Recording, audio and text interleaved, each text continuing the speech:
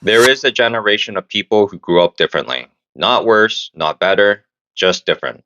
They were the kids walking home before the streetlights came on. The kids with house keys around their necks.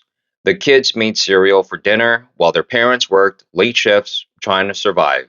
And somewhere in that environment, many of them learned the lesson that followed them into adulthood. Handle it yourself. Today, people call them latchkey kids. But this story is bigger than nostalgia because psychology suggests many of those children didn't just become independent, they became emotionally self reliant in ways they're still trying to understand decades later. See, independence sounds like strength, and sometimes it is. But there's a difference between learning responsibility and learning that you cannot rely on anybody. That difference matters. Back in the 70s, the 80s, and the 90s, millions of households were changing. More dual income homes, more divorces, more financial pressure, more exhausted parents trying to keep food on the table. And children adapted.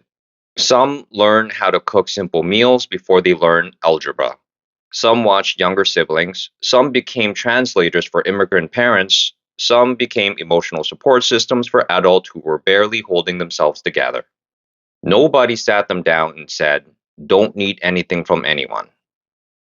Life taught them that lesson indirectly.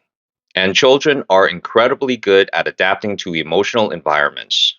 That adaptation became identity. Psychologists have a word for one part of this dynamic: parentification.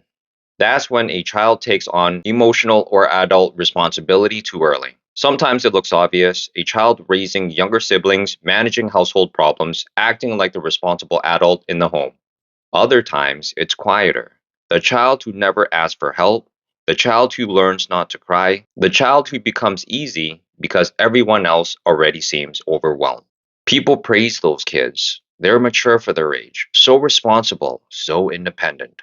But maturity developed through emotional necessity comes with a cost, because eventually those children grow up, and many become healthy, highly capable adults. The dependable one, the calm one, the problem solver, the one who figures it out while everyone else panics. But underneath that capability can exist another truth.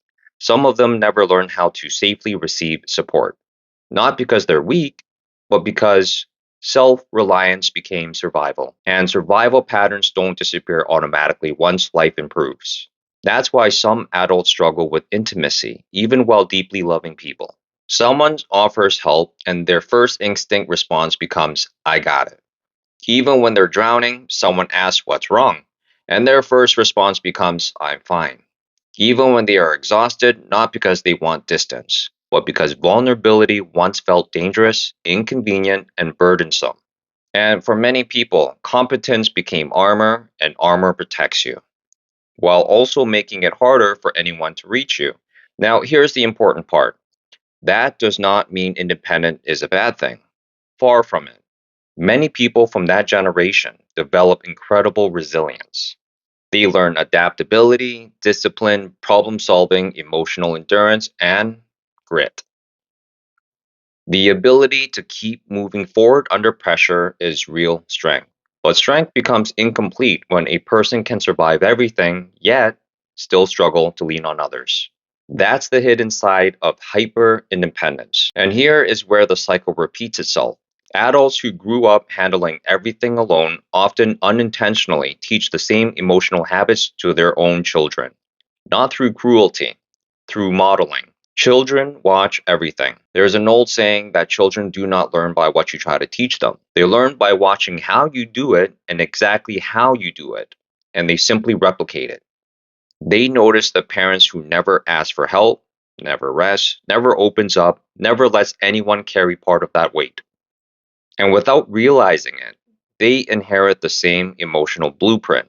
So the goal isn't becoming dependent, it's learning interdependence. There's a difference. Dependence says, I can't function without you. Whereas interdependence says, we help each other carry life. That's healthy, that's human, and maybe healing for this generation doesn't mean losing their grit. Maybe it means adding something to it: the ability to trust, to receive, to soften without collapsing, to stop viewing vulnerability as failure. because the children who had to survive alone deserve support too. And the adult they became still does. And at the end of the day, resilience is powerful. But the strongest people are not the ones who never needed anyone. In fact, they are the ones who finally realize that they don't have to carry everything alone.